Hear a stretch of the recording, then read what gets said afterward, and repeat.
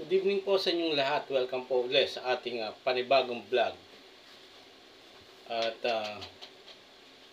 paki-like, share, subscribe ng ating YouTube channel ang Friendly Talk TV. Pag-usapan po natin itong ginagawa ng China dito sa bansang Australia. Meron na naman po silang bagong hinaharas ngayon. Pero bago po natin pag-usapan at bigyan ng reaksyon etong ating topic ngayon, ako po ay humihingi ng pabor. Paki-like and share and subscribe po ng ating YouTube channel Friendly Talk TV para sa tuloy-tuloy nating kwentuhan.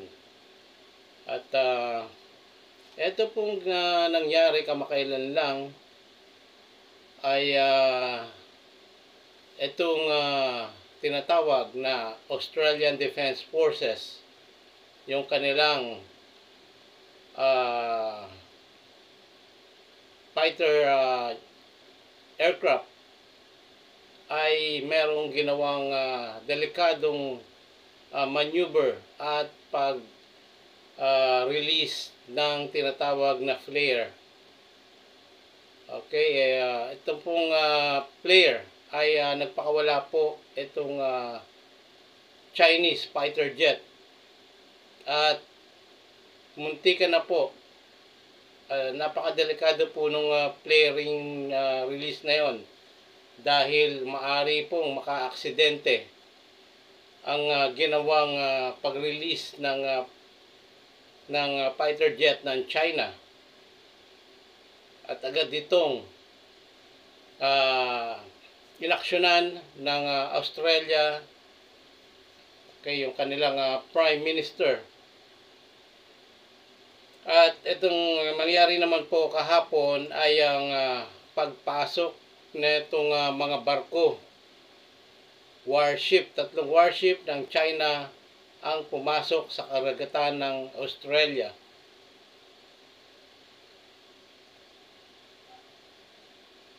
Okay, itong kanilang cruiser,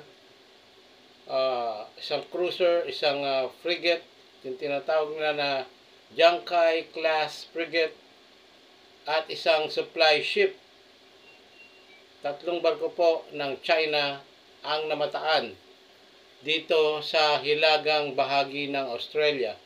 At ito po ay ginagawa rin ng China sa atin na may mga pagpasok na walang pahintulot.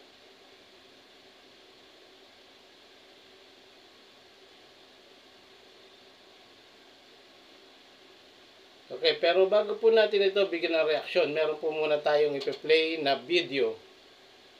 Ito pong video na to ay galing po sa Sunshine or Sunrise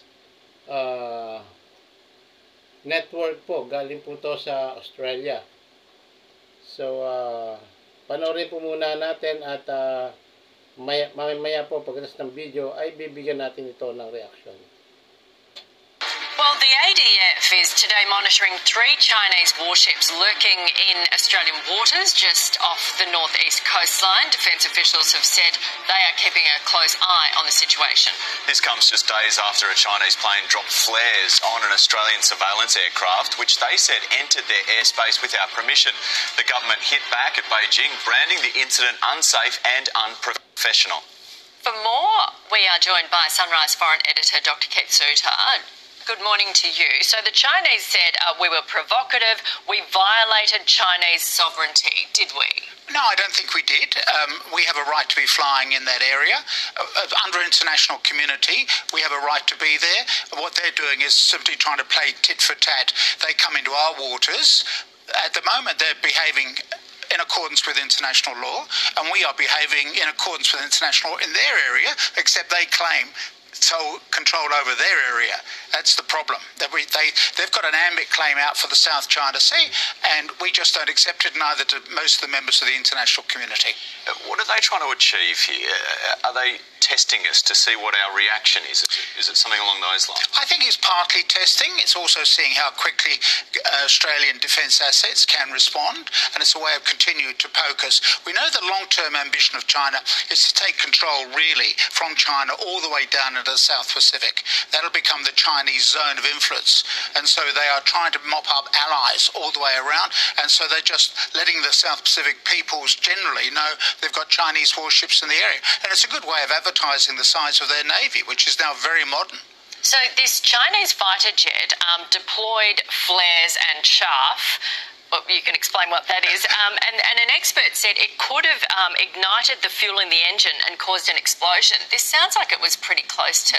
That's right. The chaff is what you use to confuse radar systems and the electronic intelligence systems, and it's very unprofessional. Don't forget the Chinese have not been involved in a major conflict, so all of these pilots have not got much combat experience, have not been involved in conflicts in the way that our own Australian forces have been, and so they can do things very unprofessional simply because they haven't had sufficient training in the real world. Was it close to a disaster here? They may well have been, we just don't know, but it may well have been. This is when accidents occur. You know, you've got two young people in different planes, etc. It's very easy for an accident to occur and the whole thing flares up. Yeah, when you're talking about military aircraft, 30 metres within range is pretty close. Keith, thank you. So yun po, yung sinabi ng Sunrise Network. Okay, ito pong nangyari sa pagitan ng China at ng Australia dahil meron pong barkong pandigma ng China ang namataan sa katubigan ng Australia ilang araw po matapos yung tinatawag na insidente kung saan isang eroplano ng Australia ang nakaengkwentro ng mga jet fighter ng China. Okay, ang presensyang ito po ay nagdulot ng pangamba tungkol sa mga layunin ng China sa rehiyon. Ayon sa ulat, ang Australian Defence Forces, so yung tinatawag natin na ADF, ay nagsabing 3 barko ng China. Yung isa pong tinatawag na Shanghai class frigate, yung isang cruiser ship at isang supply military ship ang nakita sa hilagang bahagi ng Australia. Ang mga barkong ito ay dumaan sa Southeast Asia, dito po sa Indo-Pacific, bago pumasok sa maritime approach papuntang Australia.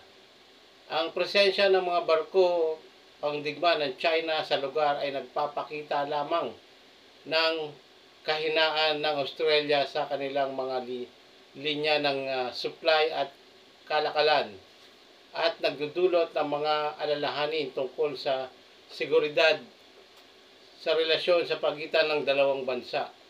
Okay, para po sa karagdagan na kaalaman po, ito ay dinitalye nitong Sunrise yung yung nangyari sa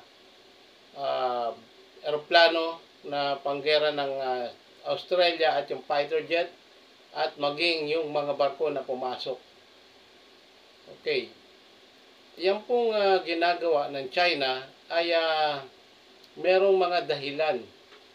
Dahil nga po, ng mga nakaraang taon, itong Pilipinas at ang Australia ang Australia po ay nagpakita ng suporta sa ating bansa, maging ang US at ng Japan. At sumali po ang Australia sa mga naval drill ng Pilipinas. Okay, may ilang mga military ship ang Australia na nakilahok, maging ang kanilang mga Coast Guard. So, ang tanong dito, bakit nagpadala ang China ng kanilang mga barkong pandigma sa dagat malapit dito sa Australia? Unang-una, yung power projection o yung pagpapakita ng lakas ng China. Gusto ng China ipakita na may kakayahan silang maglayag at magpatrol sa malalayong lugar lalo na sa mga rehiyon, may interes sila sa ekonomiya at seguridad. Kaya itong China ay mahilig sa mga ganyang gawain, yung magpakita ng kanilang capability military. Kaya ginagawa ito ng